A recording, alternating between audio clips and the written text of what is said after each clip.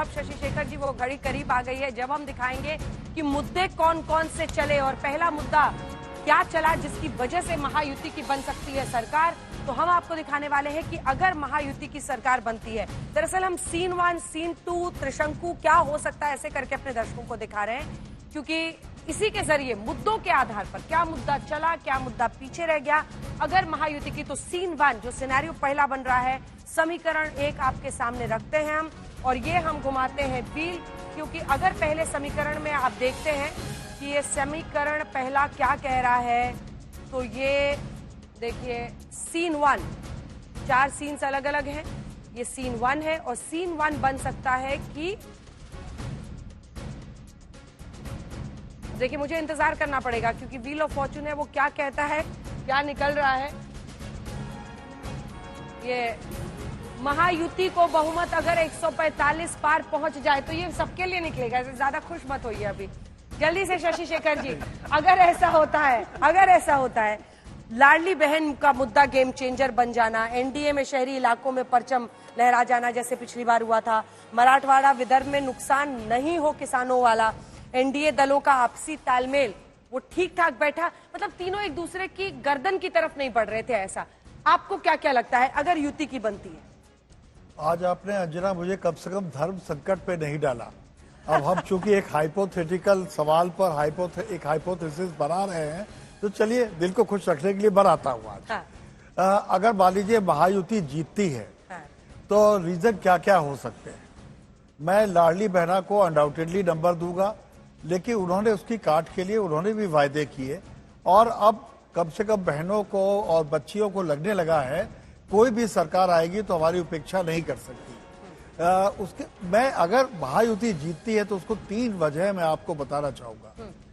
सबसे पहली वजह यह होगी कि महायुति में दरारें उनके मुकाबले कम थी जो उनके सामने खड़े थे। दूसरी बात यह होगी कि महायुति के हाथ में सत्ता भी थी और संगठन भी अपने अपने थे। मैं आज आपको उदाहरण देना चाहूंगा, शिंदे जब बने थे, एक नाथ शिंदे, तो वो एक बड़े निस्तेज और निष्प्रभावी से नजर आते थे, लेकिन उन्होंने जो काम किए, जब मैं महाराष्ट्र में घूम रहा था तो मुझे लोगों ने, किसी ने भी उनकी बुराई नहीं की, हर आदमी उनकी तारीफ कर रहा था। तो यानी कि उन्होंने कोई नकारात्मक वोट नहीं अर्जित किया। अजित पवार, आपने कभी देखा था उन्हें हंसते हुए? इस चुनाव में पहली बार उन्होंने अपनी भंगिमा में परिवर्तन किया, अपनी भाषा में परिवर्तन किया और ये शायद सोहबत का असर था। तो एक सोहबत का भी था और कई लोग ऐसा बता रहे थे कि एक पूरी पीआर एजेंसी उनको बता रही थी और गुलाबी रंग का बहुत इस्तेमाल हो रहा था उनकी रैलीज में। अब मुझे तो उन्होंने अपने आप को, अपनी इमेज को सॉफ्टन करने की बहुत कोशिश की। अब मुझे मालूम नहीं वो गुलाबी संदेश दे किसे रहे थे लेकिन चलिए मान लेते हैं सुप्रिया सुले को तो नहीं दे रहे थे क्योंकि आज अपनी ही बहन पर वो भड़क रहे थे। मतदाताओं को दे रहे होंगे। चलिए, लेकिन एक चीज में, तीसरी बात, हाँ, कि आप मिस्टर मोदी को कहीं से भी डिस्काउंट नहीं कर सकती। आज आपने उत्तर प्रदेश के उपचुनाव में भी सुना होगा, मतदाता से पूछिए तो प्रांतीय नेताओं के नाम नहीं लेता, मोदी जी का नाम लेता है। हाँ। और अंतिम बात, मोदी और शाह की जो चुनाव मशीनरी है, यदि महायुति जीतती है तो वो जो पिछले चुनाव में हुआ लोकसभा में, उससे कम से कम बाहर आने में सफल होंगे और वो उनकी बदली हुई स्ट्रेटेजी का कमाल होगा। चलिए जल्दी से अब आपको दूसरा वाला जो सीन 2 है वो दिखाते हैं और सीन 2 फिर संजय जी हमें बताएंगे कि वो इन वजहों से कितने सहमत है या नहीं है। सीन 2 जो बनता हुआ दिख रहा है, चलिए इसे दबा देते हैं। सीन 2 क्या बन रहा है? सीन 2 में अब बोलेंगे शहजाद जी, ये किसी और के लिए खुशी की खबर हो जाएगी।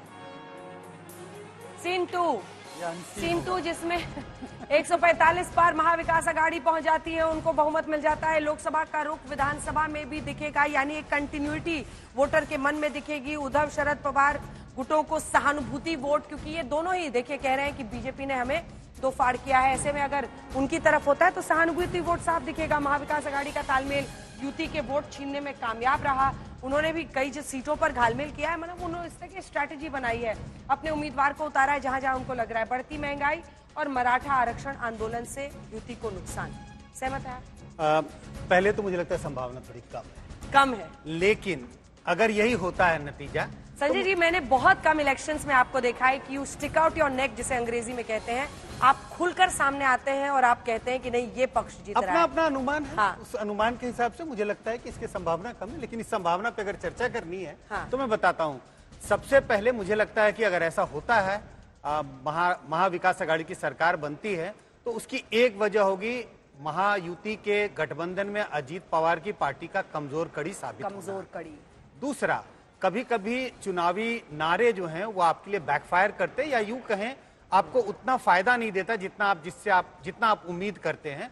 2024 का लोकसभा चुनाव हमारे सामने है और मुझे लगता है जिस तरह से प्रधानमंत्री नरेंद्र मोदी ने 400 पार का नारा दिया था, वो कहीं ना कहीं पार्टी को कुछ नुकसान किया, क्योंकि जो विपक्षी पार्टियां थी उसके सहारे उन्होंने इस बात का प्रचार किया कि 400 पार क्यों चाहिए, क्योंकि आपको संविधान बदलना है। और संविधान का नारा जनता के बीच में उसकी पैठ तभी बनी क्योंकि उसको उन्होंने 400 पार के नारे से रिलेट किया। हाँ। तो इस बार जो नारा है, जो बीजेपी के कई नेताओं के द्वारा लगाया जा रहा, बटेंगे तो कटेंगे, जिसकी चर्चा हो रही है कि शायद महाराष्ट्र की जनता इसे पसंद नहीं करती, तो शायद दूसरा कारण यह होगा। और पॉजिटिव अगर मैं देखूं कि जिन चीजों की गूंज दिल्ली तक सुनाई नहीं पड़ रही है, जो किसानों का मुद्दा है, शायद वो हावी होगा, जिसका फायदा महाविकास आघाड़ी को मिलेगा। लोकल मुद्दों पर ज्यादा चुनाव हो रहा होगा, उस पर लोगों ने वोट दिया। अगर उन चीजों पर वोट देंगे लोग, तब महायुति को नुकसान हो सकता है और महाराष्ट्र महाविकास आघाड़ी की सरकार बन सकती है। ये 3-4 कारण है जिसके कारण मुझे लगता है महाविकास आघाड़ी के जीतने की संभावना है। ठीक है।